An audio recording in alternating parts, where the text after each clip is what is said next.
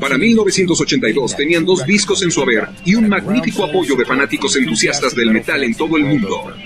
Sin embargo, a medida que crecía su popularidad, la banda estudiaba su futuro bastante más allá de las limitaciones de su vocalista Paul Di'Anno.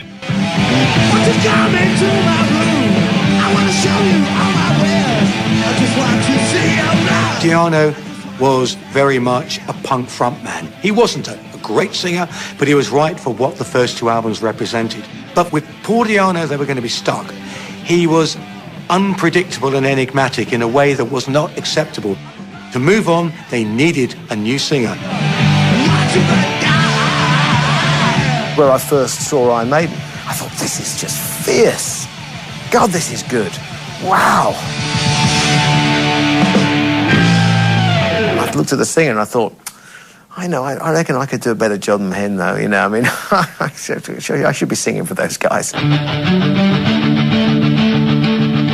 left alone. My mind was blank. They got him, Bruce Dickinson, from Sanson, a band who really weren't going anywhere. What did I see? Well, Bruce had a great voice, great range. Can I believe? He was more articulate, more dynamic, more diverse, a better lyricist and a better singer than Paul Di'Anno. It allowed Maiden to move to the next level. Once you bring Bruce Dickinson into the lineup, you can see that transformation from a band who can get a club going, can get a 3,000 or 4,000 seater venue going. But with Dickinson on board, you know, you're talking about, you know, arena rock at its greatest.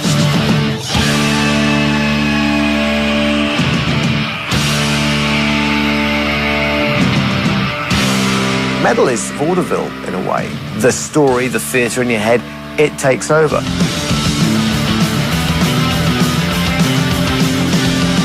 As soon as you go on a stage, you can't be a little pinhead, so you have to blow yourself up. But if you want to be that big to somebody who's right at the back of the arena, you've got to take a real and you inflate your ego to supersized proportions. It's supersize me and everything is big, and you don't make a gesture like that, nobody will see it. Arms get flung, grand gestures, and the person at the back feels like you're much closer.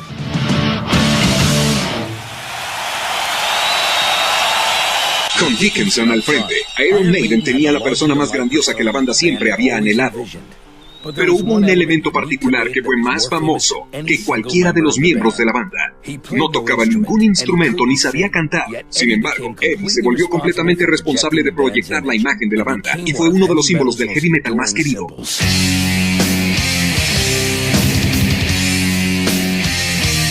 Eddie was the original alter ego that could express humor and irony and aggression. They put all their fantasy, as it were, all their image into Eddie. He became the personification of Iron Maiden on T-shirts, on photographs, on album sleeves, on single sleeves. What you've got to realise is that Eddie basically started out as just a head, you know, as a cardboard cutout on a piece of plywood. It was more like a kabuki kind of mask and was shaped to look a little bit grotesque. And I remember seeing that behind the drummer. We'd do the set, and at the end of it, he had some fake blood gushing out the mask, and actually went all over the drummer's head. He was just covered in this red stuff. The original Eddie didn't have long hair. They had to give him some hair so he looked like a proper headbanger. What was the inspiration for this album? Eddie. I might have never gotten into Maiden if I didn't see Eddie on the cover of that first album, and I looked at it and I thought it was the coolest thing I'd ever seen. Just shows you how important artwork was and is to music.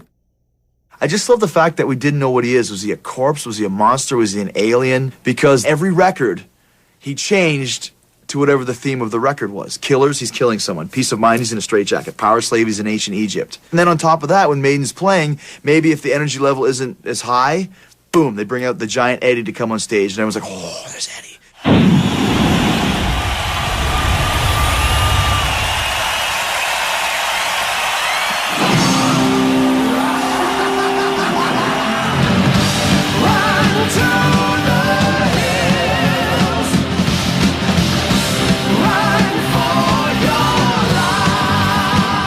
There was something about the image. It was almost like World Federation Wrestling.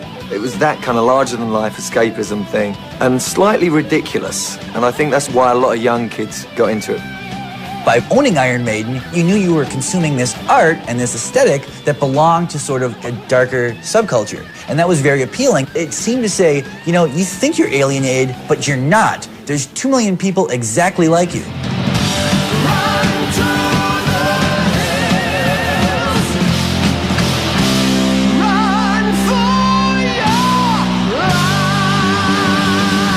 Iron Maiden grabbed everyone between the ages of 14 and 22 at that time by the balls and didn't let go.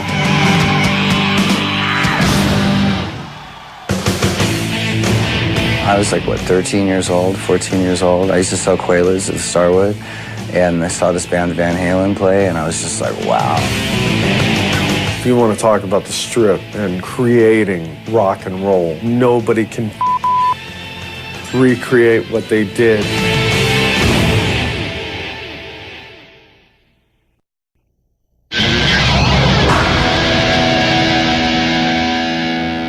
Any band is always influenced by their environment, wherever they come from. Black Sabbath were from Birmingham, very dour, low-key, very working-class oriented, and it certainly shows in their music and their approach and attitude to life. But California, Hollywood, is glitz, glamour, glitter. A 8.000 kilómetros y un continente de distancia de la tierra donde fue forjado el heavy metal, había un auge en un lugar seductor de distinta clase, y a diferencia de la situación industrial inherente a Inglaterra, este nuevo escenario estaba bañado de sol.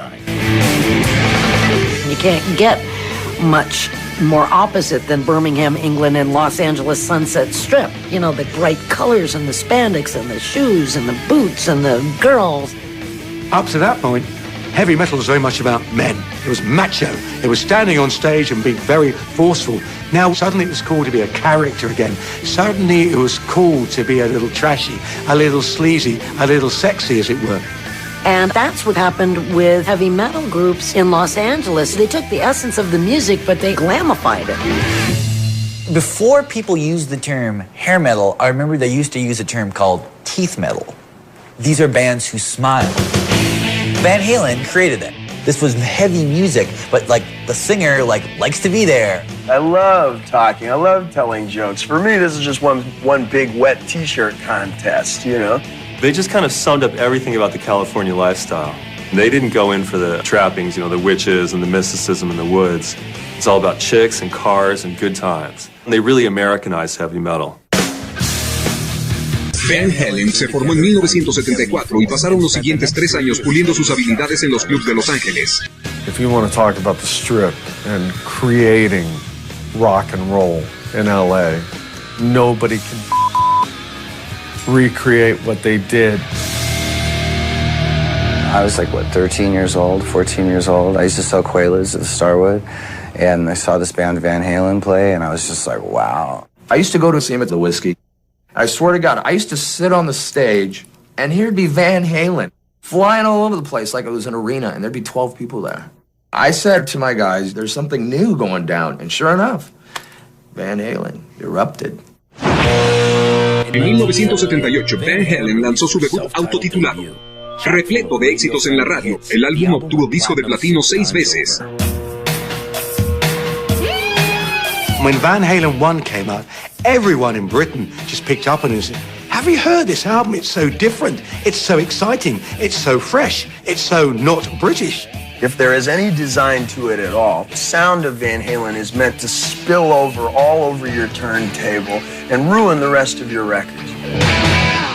When Van Halen 1 came out, it revolutionized guitar playing.